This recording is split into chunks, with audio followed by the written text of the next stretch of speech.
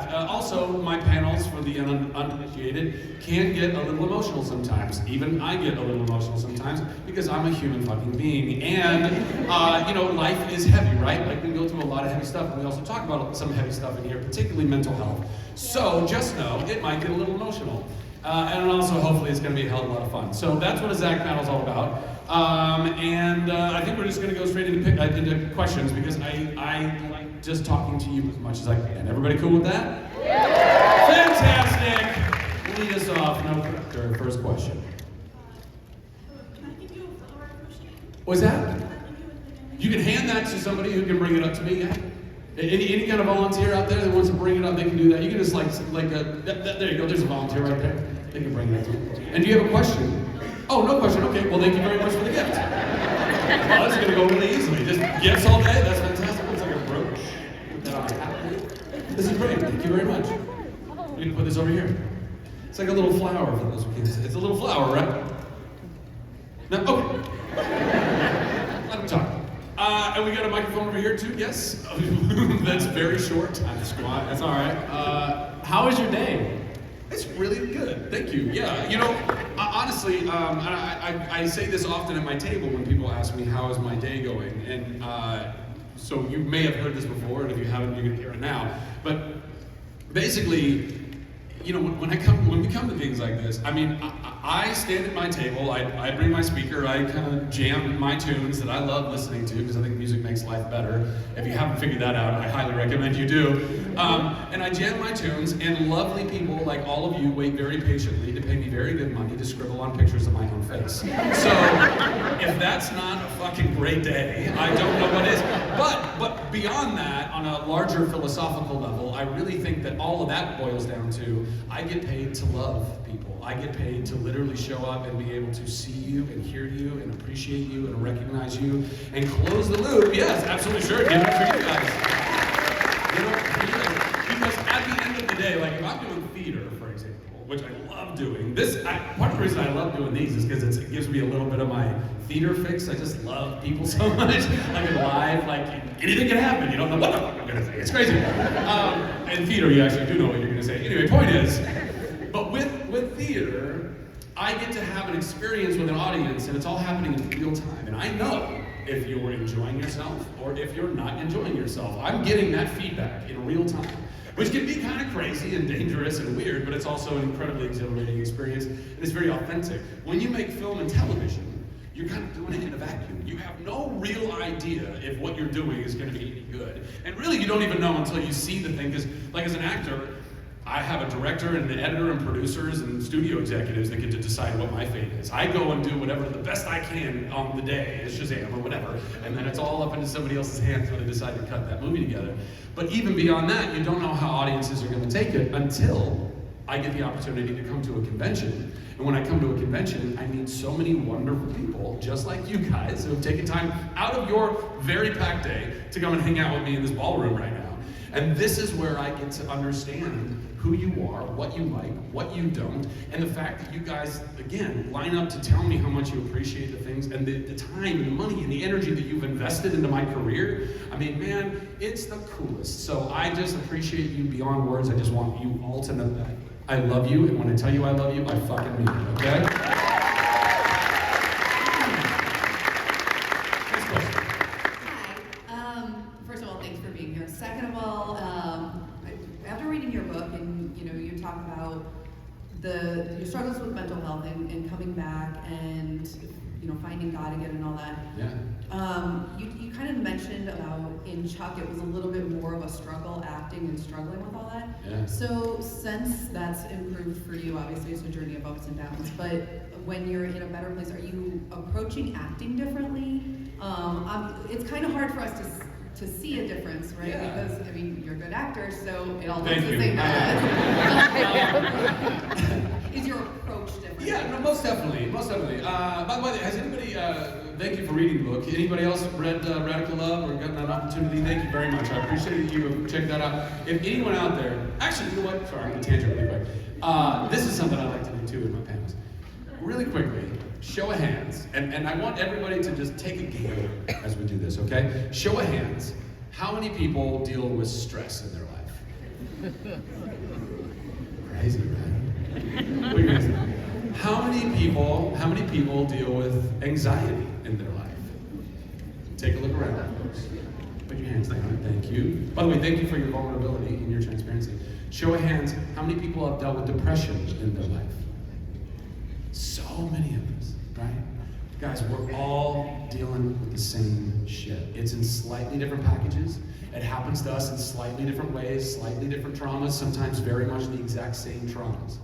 But the book that I wrote, Radical Love, is really trying to distill all that down and show us that we are not alone. Every single one of us is going through this stuff. So when your trauma, when the darkness wants to whisper to you, you are uniquely broken, no one's as broken as you are. And therefore, there's no way you're going to pull yourself out. There's no way anybody's going to love you. There's no way that you can love yourself or that you're deserving of that love. That's all a fucking lie. You are so deserving of the love that you receive from anyone around you. You're deserving of giving yourself love.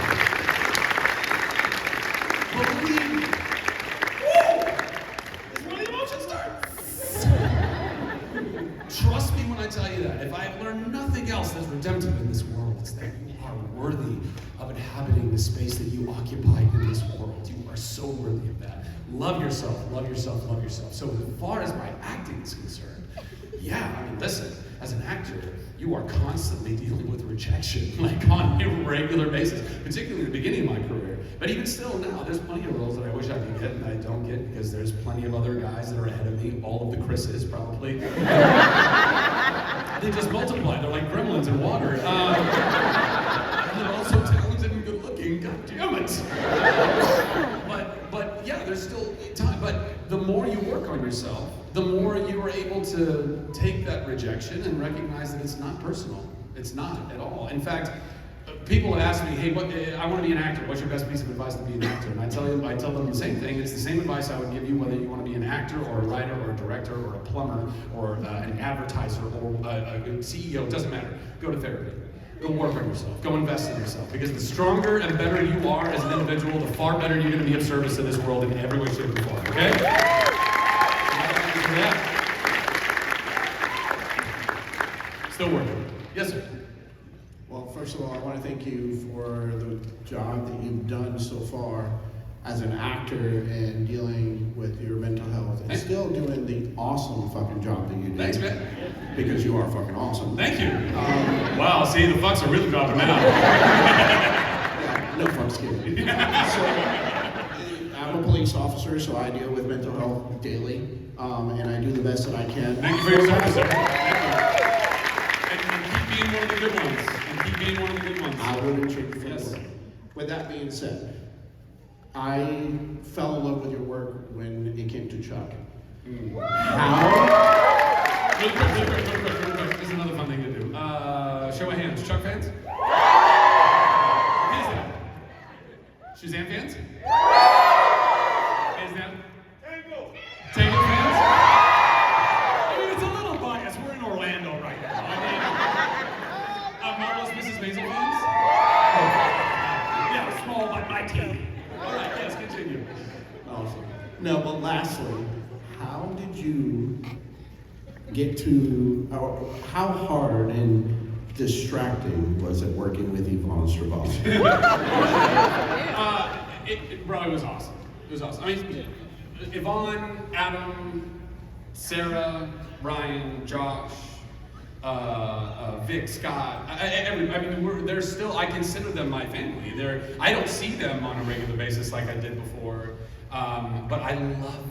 I love our whole crew that we worked with for 5 years. I mean, we were and it was, the lady earlier was referencing, Chuck was an incredible experience for me, but it was also insanely hard. I mean, I talk about it in the book. It beat me up, honestly. And the schedule beat us up. It was a mentally and emotionally very draining and caustic kind of situation oftentimes. Which is personally why I believe that you are that amazing, because even though you're going through what you're going through, you're dealing with such a demanding show, and you're still kicked. I appreciate that, but I would say that that's God. Any good in me is because that was gifted to me. And it doesn't mean that we don't choose to be a participant in that, right? We still have free will to go make the choices that we do. I advise that you follow the light when you do, okay? Whatever the light means to you guys, follow the light, the love, the higher positive vibrational energy. Go follow that. Go do good in the world. When things are starting to make you feel afraid and angry and hateful, that is not the right. This is a Jedi thing at this point. I start talking about the dark side, and Palpatine just goes, "No, you won't." But genuinely, I mean, I can't, to me, God is like the Force in Star Wars, and you can choose to be a part of the dark side or not. And I really, really encourage you to not go to the dark side, guys. Don't be led by your hate. Don't be led by your fear. Don't do that. So all of that is stuff that was put in me before I even got to this planet. I think it's in my soul. I love people. I want to spread as much joy and love and healing as I can in whatever this life offers me. So thank you, man. I appreciate it. God bless you. God bless you.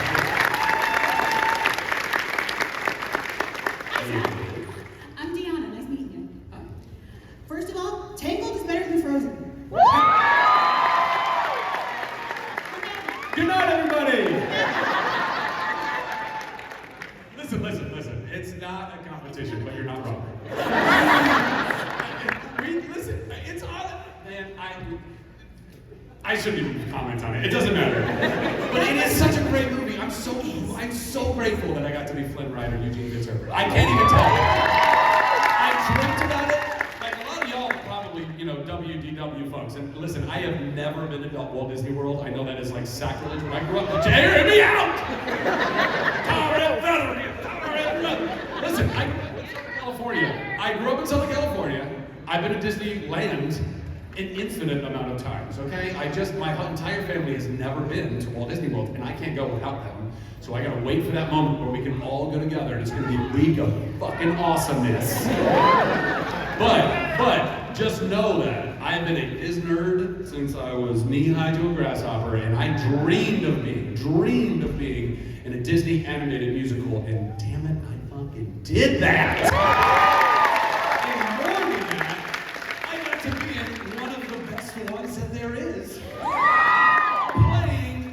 Arguably, but not incorrectly, the best Disney prince they've ever had. I put Aladdin in his own category because he got his own movie, but as far as, you know what I mean? I'm the Han Solo of Disney animated princes. I mean, anyway, continue, sorry. You were originally auditioning for older Freddie for Shazam, but you got the call saying, no. We want you for the lead. Yeah. What was that day like? It was amazing. I mean, literally, I talk about it in the book, but it all happened while I was still in therapy in Connecticut. I was in the process of saving my own life when this audition came back around. I had already passed on the initial audition for the role of Shazam because I knew The Rock was playing Black Adam, and I knew they were supposed to be doppelgangers. And I was like, I am not that guy's twin. I don't know how the hell I'm ever going to get this job. Call John Cena. And unfortunately they didn't. So then I, while finishing up my therapy in Connecticut, I get this other audition. It's for, what I didn't know at the time was Super Freddy. And I auditioned and they go, actually, hey, we love this, but we still haven't cast Shazam. And we think you could be on Shazam. And then a week later, I mean, so oftentimes when you're auditioning for things in Hollywood or whatever, it's not a week. You audition and you wait. So from auditioning from a whole other role to then becoming the titular character of the movie was 1 week, and to me that was an absolute supernatural manifestation and clear evidence that going and doing the real work in your life, which is loving yourself, valuing yourself, healing yourself, when you can do that, those other amazing blessings can start falling into your life. Because guess what? Whether you believe it's the universe or God, it doesn't give you more than you can handle, right? I think we all kind of hear that a lot, and I really do believe in that. And that's because with all of that comes with being the titular character of a superhero franchise, that's a lot of responsibility. And my ass was not ready to handle that responsibility if I wasn't loving myself the way that I needed to. And all of a sudden, I go and really work on that, and then boom, that blessing drops into my life. And now I'm not just what was also a cool blessing in playing Fandral, but I was supporting somebody else's superhero. Now I got to be my own superhero. And not more than that, I got to be a superhero that I think is honestly one of the coolest and funnest to play, because it's Tom Hanks and Big meets Christopher Reeves and Superman. Two things that I was like, oh my God, what am I doing right now? So, it was the best. And before you amazing and you are worthy. Thank you. I love you. Appreciate you. Thank you. Yes. Fitzherbert, Yeah. Cassandra. Are you aware that your smolder looks like a duck face?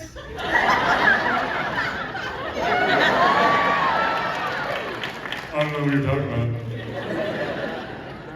And on a more serious note, is it true that you originally auditioned for Flynn with a British accent? Absolutely, I did that. Yeah, it was very interesting because at the time, they thought, well, you know, Flynn should probably have an English accent, you know, which also I kind of understand. I mean, you know, he's like this swashbuckling person living in Corona, which is far more Europe than it is America anyway. And so, yeah, he was originally written to have an English accent, and they were only seeing English actors. And thank God, my voiceover agent knew that I had a decent English accent, and she was like, please see him, he can do this English accent. And they're like, we don't know. And she's like, no, please. And they're like, okay, we'll give him a chance. And I was one of the only American actors that even got an opportunity to read for that role. And when I went in, it was all English. I can't remember exactly what it was all about, but I was doing that. And then I ended up, and I sang Sweet Baby Jane. When you needed to have a singer-songwriter song ready to sing. Now it knows when I'm angry. And so I sang Sweet Baby James, and then I got a call back, and they had me sing At Last I See the Light. They gave me the music, and I went and practiced that. And then I came back and I did that, and then I ended up getting the job. And then after all that happened, I believe it was John Lasseter had brought up the point to the team. He said, you know, we've never had a Disney animated musical where the two main male and female leads weren't speaking in a North American kind of, you know, mid-Atlantic to North American accent. And so they came back to my agents and they said, do you think Zach can do that?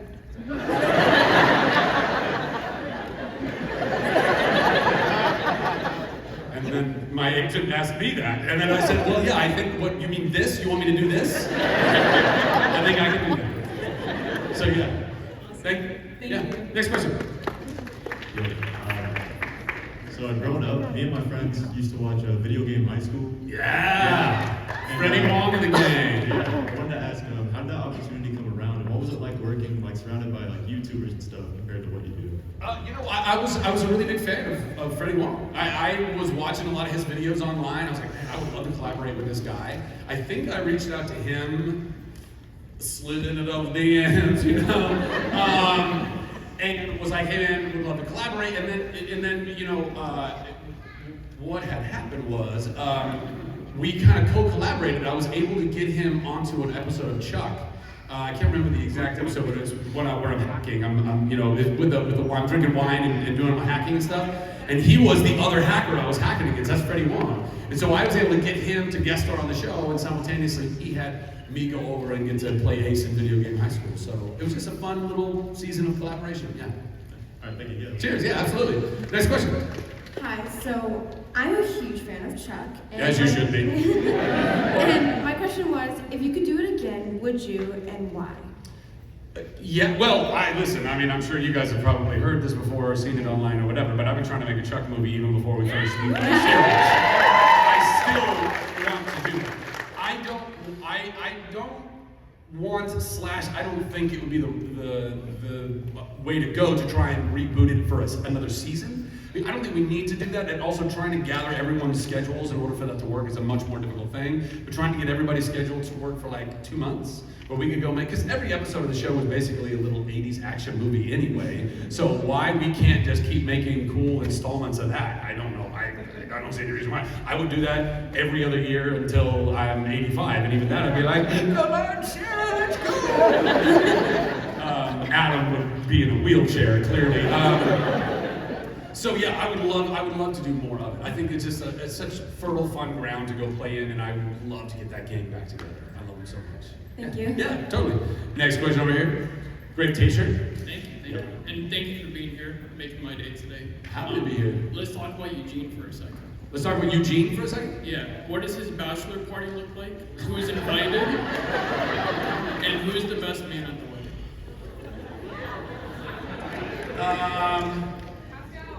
Pascal's not my best man.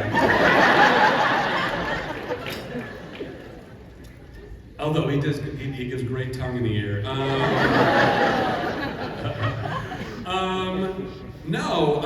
Lance. How many people have watched the series? The Tangled series. Guys, if you've seen the movie and you've not seen the series, you're sleeping on something real fun. Honestly.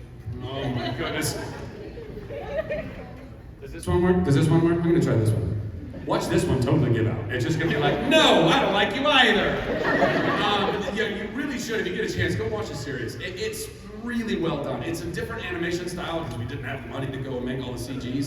But it's really fun. It's almost like basically the animation style is as if Rapunzel drew it all herself. It's like in her art style, and the storylines are adult. It's not a kiddie cartoon. It's in the same vein as the movie. It's for all ages. It's intelligent. It's heartfelt. It's really cool. So anyway, my best friend in that would be my best man, I would imagine. And I don't know, what would it be like? It would be us having fun. Doing fun things. Probably robbing someone. But like somebody who deserved it. You know what I mean? Like we don't rob the good people anymore. We've grown. Yeah, thanks. Okay. Next question. Hi. So I wanted to say that I love you since Chuck. We have all the Chuck, the entire series at home. Thank you. I love you too. It's a wonderful, fun show to watch as a family. But I am actually here. So I'm gonna let you continue. Guys, man. You nerds. You're the most lascivious little fuckers. And you're welcome. Yes. The question is. Oh, and then of course there's a child there. Hello. How hard was it to be an actor? I'm sorry, what? How hard was it to be an actor? How hard was it to be an actor? Honestly, effortless. I am so good at what I do. Listen, it's actually quite difficult to break in, to start in the business of being an actor. Because there's a lot of people that want to be actors. And that means a lot of competition. And it's a very subjective business, so it's not like a real meritocracy like, I'm glad I'm using words like meritocracy with you. It's not like sports where, if you run the fastest, you ran the fastest. It's all of a sudden very subjective. Now people are like, well, I like you or I don't like you, and I don't know why I don't like you, but I don't like you. In fact, that's going on right now with the movie that just came out.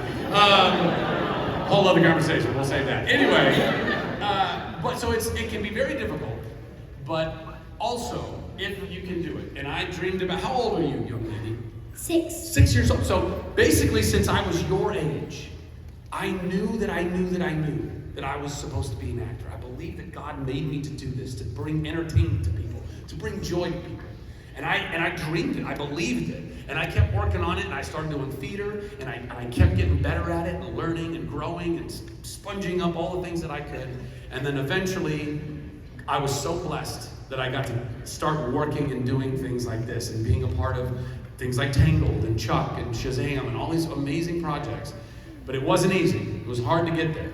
But I'm really glad that it all worked out. Yeah. Thank you very much. Great question.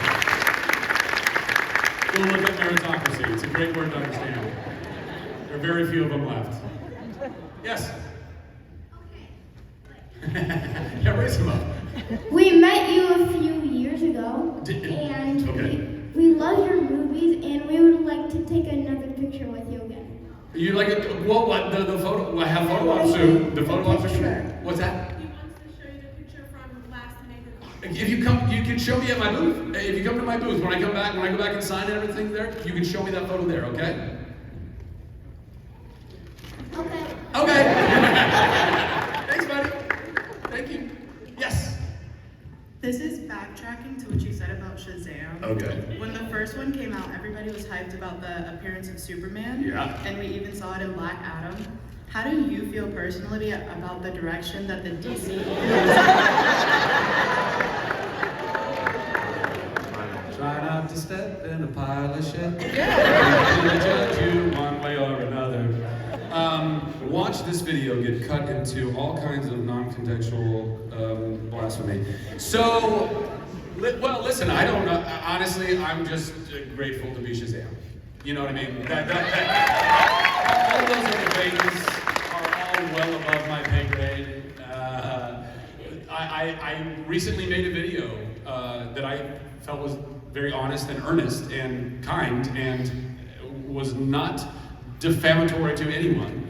And a certain group of people who are, I think, unfortunately representing a much larger group of people who are, by and large, cool. But this small, but very venomous, hateful, toxic, dark-hearted group of people want to take whatever I say and make it sound like I'm saying other things. And that is so sad on so many levels. So I would probably not weigh in on almost any of this stuff in the future.